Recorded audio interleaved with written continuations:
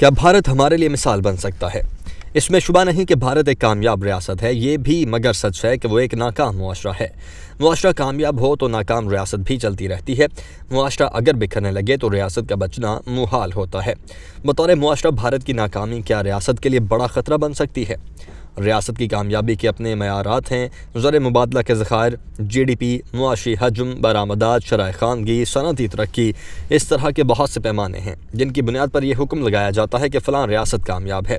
یہ سب پیمانے بھارت کی کامیابی کا اعلان کر رہے ہیں۔ کرکٹ کے ورلڈ کپ کا انعقاد بھی ایسا ہی ایک پیمانہ ہے۔ اس سے معلوم ہوتا ہے کہ ریاست کی انتظامی صلاحیت کتنی ہے۔ معاشرے میں ترقی کو ماپنے کے پیمانے اور ہیں: نظام اقدار، تہذیبی شناخت، طبقاتی ہم آہنگی، عدم امتیاز، انسان دوستی، کمزور طبقات کو اٹھانے کی قوت، بنیادی انسانی حقوق کا احترام۔ یہ سب وہ معیارات ہیں جن سے معلوم کیا جاتا ہے کہ ایک معاشرہ مستحکم ہے یا مضطرب۔ یہ سب پیمانے اعلان کر رہے ہیں کہ بھارت ایک مضطرب معاشرہ ہے۔ صرف مسلمان نہیں، بھارت کی ہر مذہبی اور نسلی اقلیت اس وقت بے چین ہے، جس کی داستانیں منی پور سے سری نگر اور جموں تک پھیلی ہیں۔ اروندھتی رائے جیسے انسانی حقوق کے علمبردار صدائے احتجاج بند کر رہے ہیں اور ریاست مقدمات سے ان کا راستہ اور منہ بند کرنا چاہتی ہے۔ بھارت بطور ریاست کامیاب کیوں ہے اور بطور معاشرہ ناکامی کی راہ پر کیوں گامزن ہے؟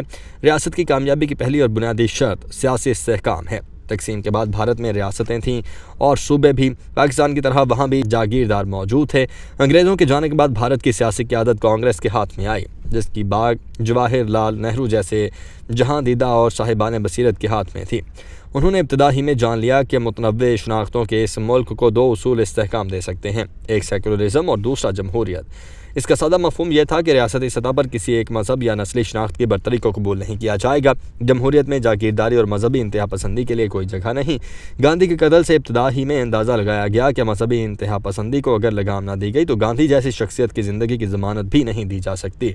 جمہوریت سے ایک عام آدمی کا ریاست کے ساتھ اعتماد کا رشتہ قائم ہوتا ہے۔ ان اصولوں کا ہاتھ سختی سے تھام لیا گیا، اس سے ریاست مستحکم ہوتی چلی گئی۔ آج بھارت میں کوئی جرنیل مارشل لاء کا خواب بھی نہیں دیکھ سکتا۔ نہرو نے جب بعض جرنیلوں میں خود سری کے آثار دیکھے تو ابتدا ہی میں اس فتنے کا دروازہ بند کر دیا۔ یہ جمہوریت تھی جس نے بی جے پی جیسی ہندو انتہا پسند جماعت کو بھی اعتدال کا راستہ دکھایا۔ اٹل بہاری واجپئی اور جسونت سنگھ جیسے لوگ بی جے پی میں ہونے کے باوجود یہ جان گئے تھے کہ بھارت کو اگر مضبوط ہونا ہے تو ہندو انتہا پسندی کا راستہ روکنا ہوگا، سیکولر اقدار کو اپنانا ہوگا جو کسی ایک مذہب کی برتری کا راستہ روکتی ہیں۔ اسی بات نے کروڑوں مسلمانوں کو ریاست سے جوڑے رکھا۔ جمعیت علماء ہند اور جماعت اسلامی جیسی جماعتوں نے بھارت میں اسی لیے سیکولرزم کی تائید کی کہ وہاں مسلمانوں کے مفاد کا تقاضا یہی تھا۔ جب کانگریس کی طبعی عمر پوری ہوئی اور واجپئی جیسی جہاں دیدہ قیادت دنیا سے رخصت ہو گئی تو بھارت میں سیکولر اقدار کمزور ہونے لگیں اور ملک میں ہندو ریاست بنانے کا خواب احیا ہو گیا۔ آر ایس ایس جیسی تنظیموں کو موقع ملا کہ وہ بھارت کے بارے میں اپنے تاریخی مقدمے کو زندہ کریں جو ہندوتوا کے عنوان سے جانا جاتا ہے۔ قیادت کے خلا نے نریندر مودی جیسے انتہا پسند ہندوؤں کو یہ موقع دیا کہ وہ قیادت کے منصب پر فائز ہو جائیں۔ پاپولزم کی سیاست نے مودی کو وزارت عظمیٰ کے منصب پر بٹھا دیا۔ اس کے ساتھ ہی بھارت کی تاریخ کے دوسرے دور کا آغاز ہوا۔ ہندوتوا کا مقصد یہ ہے کہ بھارت اصلاً ہندوؤں کا ملک ہے۔ اسلام، مسیحیت، یہ سب بدیشی مذاہب ہیں۔ جو ہندوستانی ان مذاہب کے ماننے والے ہیں وہ غیر مقامی مذاہب اور حملہ آوروں کے زیر اثر مسلمان ہوئے۔ ان کی نسلوں کی سلامتی اسی میں ہے کہ وہ اپنے آباء و اجداد کے مذہب کی طرف لوٹ جائیں جو ہندو تھے۔ ہندوتوا میں تاریخ کی جو تعبیر کی گئی ہے اس کے مطابق مسلمان حکمران غیر ملکی غاصب تھے۔ بھارت کے تشخص کے احیاء کے لیے لازم ہے کہ ان کے سب آثار کو مٹا دیا جائے۔ بابری مسجد سے لے کر شہروں کے نام تبدیل کرنے تک اسی سوچ کی کار فرمائی دکھائی دیتی ہے۔ اس سوچ نے بھارت کو انتہا پسندی کے راستے پر ڈال دیا ہے۔ چونکہ ریاست کی قوت بھی اب ان انتہا پسندوں کے ہاتھ لگ گئی ہے، اس لیے ریاستی جبر میں اضافہ ہو چلا ہے۔ مقبوضہ کشمیر، بین الاقوامی ضمانتوں کی پامالی سے لے کر منی پور کے حادثے تک واقعات کا تسلسل یہ بتا رہا ہے کہ بھارت نے انسانی حقوق اور کمزور طبقات کے ساتھ سلوک کے معاملے میں سماجی اقدار کی کوئی اہمیت نہیں۔ بھارت کا تہذیبی تشخص بھی تیزی سے ختم ہو رہا ہے۔ بھارتی فلمیں یہ بتاتی ہیں کہ بھارت کارپوریٹ کلچر کو قبول کر چکا ہے اور اس کی مقامی تہذیب خودکشی کی راہ پر چل پڑی ہے۔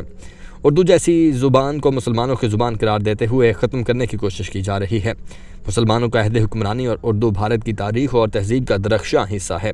آج وہ سماجی قوتیں طاقت پکڑ رہی ہیں جو بھارت کو اس تاریخی اور تہذیبی ورثے سے محروم کرنے کے در پہ ہیں۔ اب یہ مطالبہ کیا جا رہا ہے کہ علی گڑھ کا نام بھی تبدیل کیا جائے۔ بھارت کی اقتصادی کامیابیوں کے بارے میں ایک رائے یہ ہے کہ یہ دراصل मनमोहन सिंह जैसे मुदब्बिरों की पॉलिसीज़ के नताइज हैं। मोदी साहब जो कुछ बोल रहे हैं उसके नताइज अभी निकले हैं। यूं भी जब मुआशरे में इस तरह फैल जाता है तो उसकी कमज़ोरियाँ नुमायाँ हो जाती हैं। आज भारत का तहज़ीबी तशख़्ख़ुस कमज़ोर हो रहा है। अक्सरियत अक़लियतों पर दबाव बढ़ा रही है कि वो अपना तशख़्ख़ुस अक्सरियत में गुम कर दें। तारीख़ में हिंदू अक्सरियत ने जब पहले ये चाहा तो उसने हिंदुस्तान को तकसीम कर दिया। जसवंत सिंह जैसे लोग भी अब ये गवाही देते हैं कि मोहम्मद अली जिन्नाह को अलहदगी का रास्ता कांग्रेस की बेबसीरती ने दिखाया। सवाल यह है कि जिस सोच के नताइज 70-80 साल पहले तकसीम की सूरत में निकले, वो सोच आज भारत को मुत्तहिद कैसे रख सकेगी।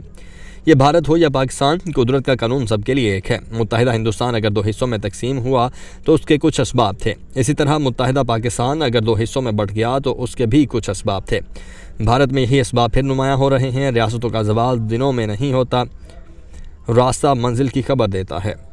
मुआशरा जब मुस्तरिब हो तो रियासत मुस्तहकम नहीं रह सकती। मुत्तहिदा हिंदुस्तान में यह मुस्लिम समाज था जिसमें इज़्तिराब पैदा हुआ। इसके बाद तकसीम नागुज़ीर हो गई। फिर गांधी और अबुल कलाम जैसे नाबागे भी इसको रोक नहीं सके।